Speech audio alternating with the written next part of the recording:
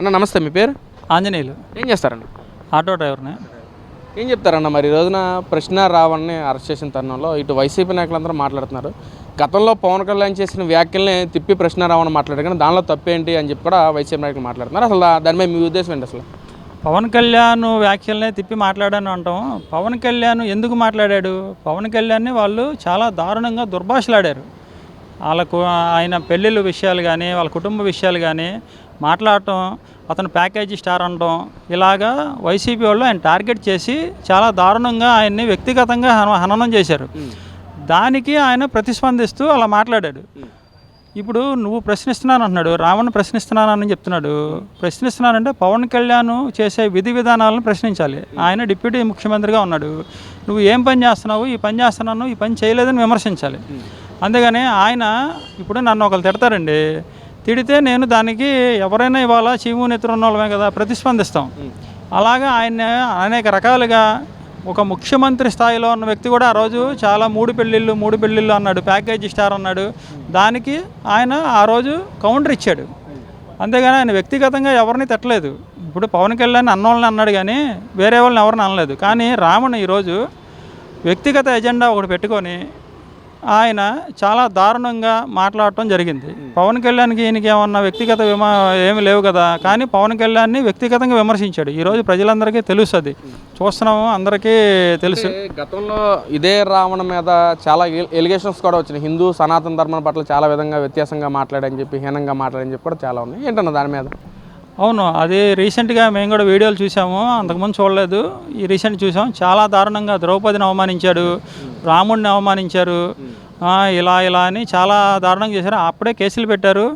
ఈరోజు అంటే ఏదన్నా తొండం ముదిరితే ఉసర వెళ్ళైద్ది అన్నట్టు ఆయన మీద ఉన్న ఎలిగేషన్స్ మొత్తం ఒకేసారి ఇలా మొన్న రీసెంట్గా హెడ్గే ఒకడు నక్సలైట్ నాయకుడు చనిపోయినా కూడా నక్సలైట్లని రెచ్చగొట్టే విధంగా ప్రెస్ మీట్ పెట్టడం, మాట్లాడటం, ఆయన యూట్యూబ్ ఛానల్లో ఆయనకి నివాళులు అర్పేయడం, ఇవన్నీ వీడియోస్ అన్నీ బయటకు వచ్చినాయి. ఇవన్నీ చూసిన తర్వాత ఆయన ఒక ప్రత్యేక ఎజెండాతో నడుస్తున్నాడని చెప్పి ఒక జనాల్లో ఇప్పుడే చర్చ మొదలైంది. మొన్నటిదాకా జనాలు ఏమనుకున్నారంటే రావణ్ణి తప్పులేదు అనుకున్నారు. కానీ అతను చేసిన వీడియోలు, అతను చేసిన యాక్టివిటీస్ అన్నీ చూస్తూ ఉంటే ఇదంతా వెనకాల ఏదో పెద్ద బ్యాక్గ్రౌండ్ నడుస్తుందని ప్రజలు కూడా ఈరోజు ఆలోచించడం మొదలుపెట్టారు. ఈ రోజున అతని మీద ఉపా అనే చట్టం కూడా యాక్ట్గా తీసుకొచ్చి అరెస్ట్ చేయటం కానీ, అంటే ఆ ఉపా అనేది అసలు ఏంటి, దాని మీద మీ ఒపీనియన్ ఏంటన్నా? అలాంటి చట్టాలు పెట్టి ఇలాగ తప్పుడు ఆరోపణలు చేస్తూ సమాజంని చిన్నాభిన్నం చేయాలనుకున్న వాళ్ళ మీద ఇలాంటి కేసులు పెడతాం చాలా ఉత్తమం. ఎందుకంటే రాజ్యాంగబద్ధంగా నడుచుకోవాలి ప్రతి వ్యక్తి కూడా.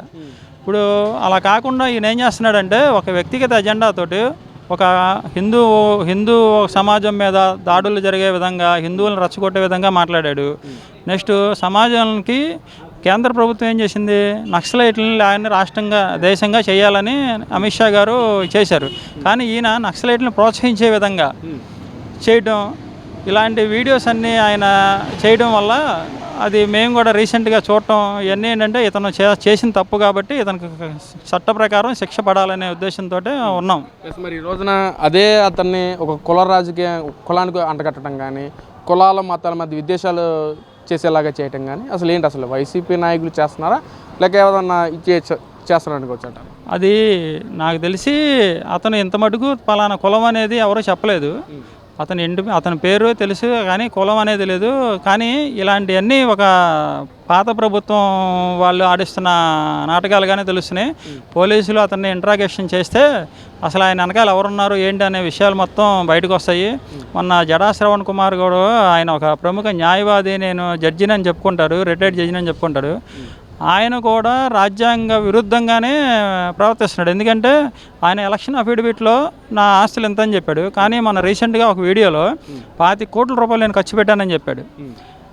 ఈ డబ్బు అంతా వీళ్ళకి ఎక్కడి నుంచి వస్తుంది అనేది సీరియస్గా ఎంక్వైరీ చేయాలి.